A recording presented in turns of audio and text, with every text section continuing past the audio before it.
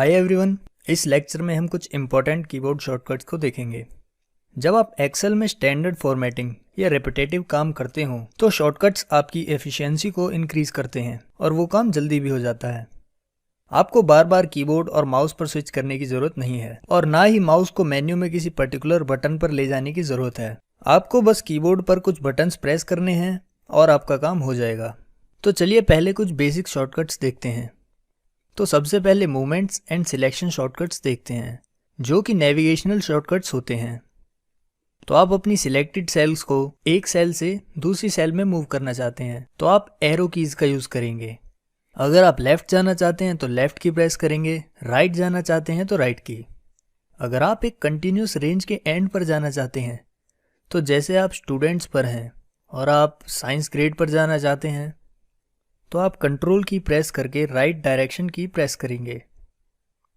इसी तरह continuous table में डाउन जाने के लिए कंट्रोल की प्रेस करके डाउन की प्रेस करेंगे।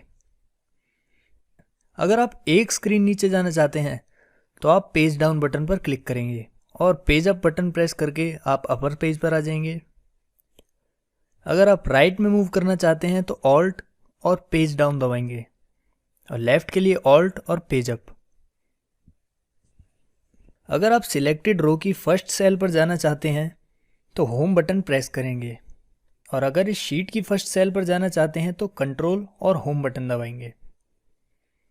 अगर आप इस टेबल में रेंज सिलेक्ट करना चाहते हैं तो आप पहले स्टूडेंट पर जाओ और अगर अब आप मैथ के स्कोर और स्टूडेंट नेम सिलेक्ट करना चाहते हैं तो आप शिफ्ट प्रेस करके डायरेक्शन की प्रेस करके सिलेक्ट कर सकते हैं। मैं मैथ्स के मार्क्स सिलेक्ट करने के लिए डाउन डायरेक्शन की का यूज़ करूँगा, लेकिन अगर मैं सारा टेबल सिलेक्ट करना चाहता हूँ तो मैं कंट्रोल, शिफ्ट और राइट डायरेक्शन की प्रेस करके सारा टेबल सिलेक्ट करूँगा। कंट्रोल की प्रेस करने से आप टेबल के एंड पर पहुँच जाओगे और उसके साथ शिफ्ट प्रेस करने से आपकी सभी सेल्स सिलेक्ट हो जाएंगी जिन्हें आप नेविगेट कर रहे हैं। और अगर आप इस टेबल को एक बार में सारा सिलेक्ट करना चाहते हैं तो आप कंट्रोल और ए दबाकर इसे एक बार में सारा सिलेक्ट कर सकते हैं। अगर आप नेक्स्ट वर्कशीट पर जाना चाहते हैं तो यहाँ इसका भी शॉर्टकट है। आप नेक्स्ट वर्कशीट के लिए कंट्रोल और पेज डाउन प्रेस कर सकते हैं। आप यहाँ देख सकते हैं कि हम नेक्स्ट वर्कशीट पर आ गए हैं और पिछली शीट पर जाने के लिए कंट्रोल और पेज अप प्रेस करना है। अगला हम कुछ बेसिक एडिटिंग शॉर्टकट्स देखेंगे, जैसे कट, कॉपी, पेस्ट शॉर्टकट्स। अगर आप यहाँ इस पूरे टेबल को कट करना चाहते हैं और इसे इस सेकंड टेबल के नीचे पेस्ट करना चाहते हैं तो पहले आप कंट्रोल और ए प्रेस करके सारा टेबल सिलेक्ट करेंगे। इसे कट करने के लिए कंट्रोल प्लस एक्स और सेकंड टेबल के नीचे जाके कंट्रोल और वी प्रेस करना है। तो आप देख सकते हैं कि सारा टेबल ऊपर से कट होकर सेकंड टेबल के नीचे पेस्ट हो गया है। लेकिन आपने ये जो इसकी पोजीशन चेंज करी है और आप इससे खुश नहीं हैं तो आप कंट्रोल और जेड दबाकर इस टेबल को वापस पुरानी पोजीशन पर पहुंचा सकते हैं। इस टेबल को कॉपी करके किसी और जगह पेस्ट करने के लिए हम सबसे पहले इस टेबल को सिलेक्ट करेंगे, फिर हम कंट्रोल और सी प्रेस करेंगे। इससे ये टेबल कॉपी हो गया है। अब आप इसे जहां चाहे वहां पेस्ट कर सकते हैं। लेकिन जब आप इस टेबल को पेस्ट करेंगे तो हमारे फॉर्मूला सही सलामत रहेंगे। तो जैसे फर्स्ट टेबल में J5 greater than is equal to 75 था तो इस टेबल में वो J5 की जगह J22 हो जाएगा। तो एक्सेल ने हर फॉर्मूला में सेल नंबर खुद इंक्रीज कर दिया है। तो M5 के फॉर्मूला में J5 लिखा था और यहाँ M22 में वो J22 हो गया है। तो अगर आप इसको कंट्रोल और Z प्रेस करके अंडू करते हैं और आप इसको रीडू करना चाहते हैं तो आप कंट्रोल और Y प्रेस करेंगे। तो ये अंडू और रीडू था। हम इसे अंडू कर देते हैं। मैंने ये टेबल कॉपी करके यहाँ पेस्ट किया तो आप अभी भी इसमें कुछ फॉर्मूलाज देख सकते हैं।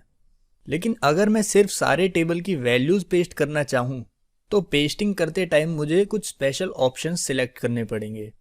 तो ऐसे में पेस्टिंग के लिए कंट्रोल और वी की जगह कंट्रोल, ऑल्ट और वी प्रेस करेंगे। तो आप यहाँ ये पेस्ट स्पेशल ऑप्शंस देख सकते हैं। तो अगर आप वैल्यूज़ पेस्ट करना चाहते हैं तो आप वी प्रेस कर सकते हैं या यहाँ वैल्यूज़ पे सिलेक्ट कर सकते हैं। फॉर्मेट्स के लिए आप टी प्रेस कर सकते हैं या फॉर्मेट सिलेक्ट कर सकते हैं। फॉर्मूलाज के लिए F, यहाँ मैं वैल्यूज सिलेक्ट करूँगा और ओके पर क्लिक करूँगा।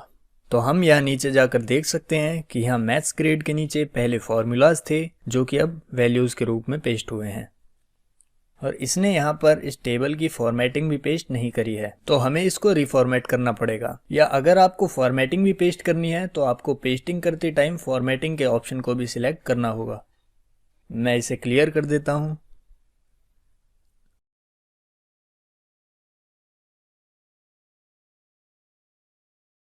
तो चलिए अब देखते हैं कि शॉर्टकट का यूज़ करके अपनी फाइल को सेव कैसे करें। हम कंटिन्यूसली काम करते टाइम भी अपनी फाइल को सेव कर सकते हैं। इसके लिए बस हमें कंट्रोल और एस प्रेस करना है। तो जब भी मैं कंट्रोल और एस प्रेस करूँगा, एक्सेल हमारी फाइल को दोबारा सेव कर देगा। अगर मैं नई फाइल पर काम करना चाहता हूँ तो मैं कंट्रोल और एन प्रेस करूँगा। तो आप यहाँ देख सकते हैं कि हमारे पास एक नई फाइल ओपन हो गई है। मैं इसे क्लोज कर देता हूँ।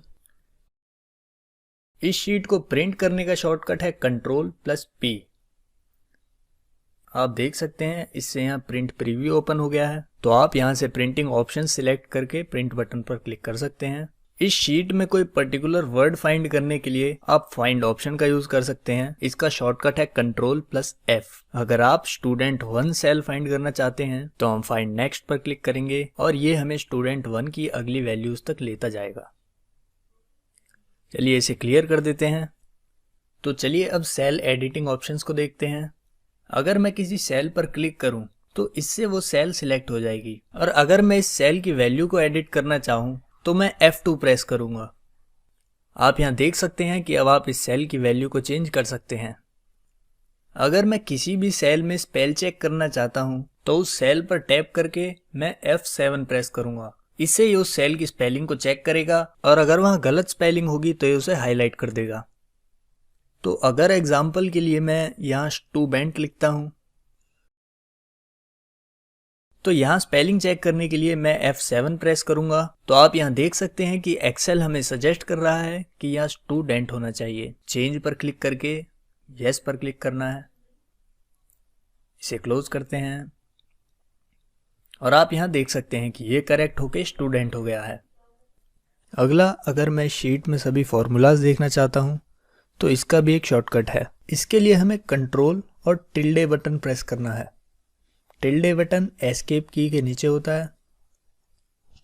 अब ऊपर जाकर हम देखेंगे तो हमें यहाँ दिख रहा है कि जहाँ भी फॉर्मूलाज एंटर हैं वहाँ हमें फॉर्मूलाज लिखे दिख रहे हैं। इसे वापस पिछले वर्जन में देखने के लिए कंट्रोल और टिल्डे दोबारा दबाएंगे। अब हम यहाँ फॉर्मूलाज की जगह वैल्यू देख सकते हैं। अगर आप एक्सेल में ऑल्ट की प्रेस करते हैं तो आप देख सकते हैं कि मेन्यू में सारे ऑप्शंस अल्फ़ाबेट्स में असाइन हो गए हैं।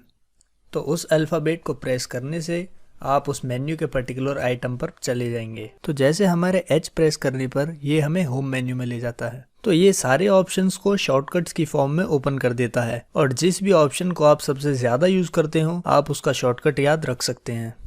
एग्जाम्पल के लिए मैं कॉलम्स की ज़्यादातर विड्थ चेंज करता हूँ। तो चलिए पहले इसका शॉर्टकट फाइंड करते हैं।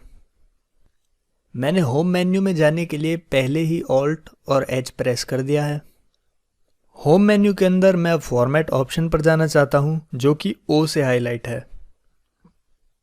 अब फॉर्मेट के अंदर अगर मैं कॉलम विड्थ चेंज करना चाहता हूं तो मैं W प्रेस करूंगा और मैं इसको यहां 15 में अपडेट कर दूंगा। आप यहां देख सकते हैं कि कॉलम विड्थ इंक्रीज होकर 15 हो गई है। तो अब मुझे शॉर्टकट पता लग गया है जो कि है ऑल्ट HOW।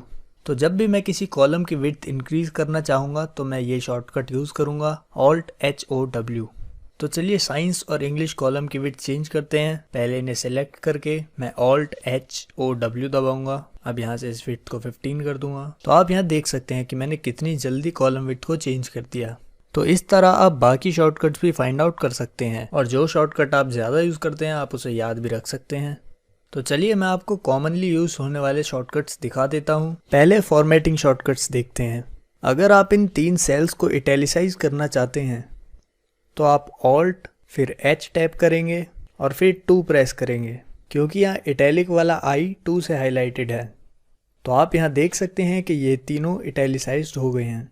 अब अगर मैं इन तीनों का फॉन्ट साइज इंक्रीज करना चाहता हूँ तो मैं ऑल्ट H F और G प्रेस करूँगा। तो आप देख सकते हैं कि इन 3 सेल्स का फ़ॉन्ट साइज़ अब इंक्रीज़ हो गया है। इन तीनों को लेफ़्ट अलाइन करने के लिए हम दोबारा ऑल्ट प्रेस करेंगे, फिर H, A और फिर L। इसी तरह डेटा टैब के लिए आप शॉर्टकट यूज़ कर सकते हैं।